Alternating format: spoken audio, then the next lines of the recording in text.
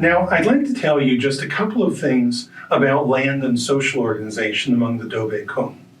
The Dobe area is what we could call a semi-arid desert. It's not like the Sahara with endless sands and no vegetation stretching on to infinity. Rather, it's a very dry place with a lot of small scrub trees, a little bit of grass, dry riverbeds here and there, and a few water holes and pans scattered around.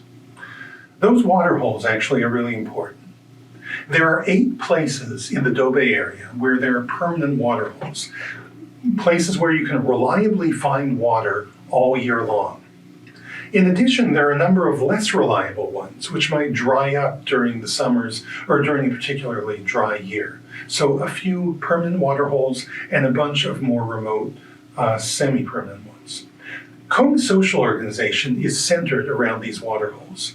Each water hole has a territory attached to it, somewhere around 300 to 500 square kilometers. This unit, which is called a nore, is the basic unit of land that the Kung recognize. Each nore has an owner, the person in the local group who's been there the longest. And in that sense, it can sound like these nores are property for the Kung, sort of like property that we have, right? We own property, they own property. But it really isn't the same thing. For one thing, the boundaries of these units are pretty hazy. They're pretty hazy on purpose.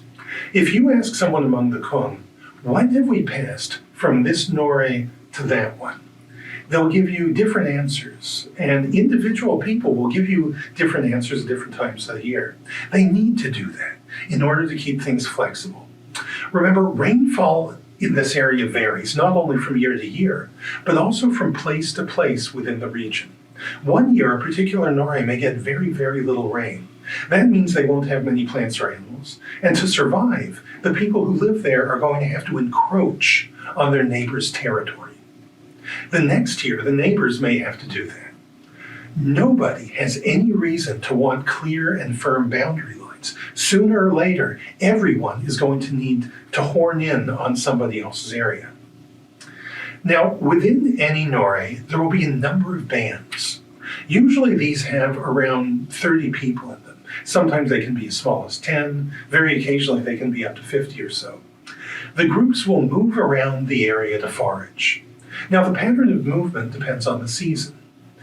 Rain in the Kalahari only falls between November and April. In those months, you can find water in a lot of different places, so people tend to become more spread out.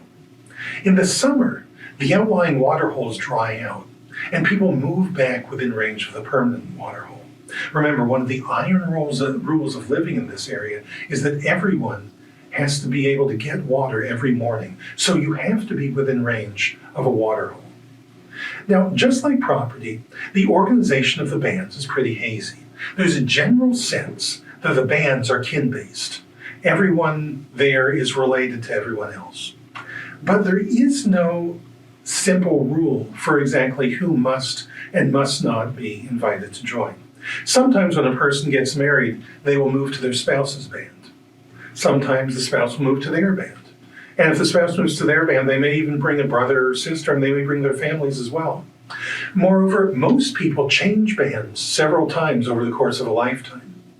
Not only that, but at any given time, there will be outsiders visiting, people who have come to stay for a few weeks or a few months.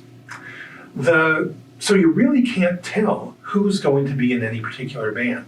The key criterion really isn't their kin status, but their personality. People in these groups have to get along. It's absolutely essential for survival. If someone can't get along with the people in a band, that person's going to need to move to another group.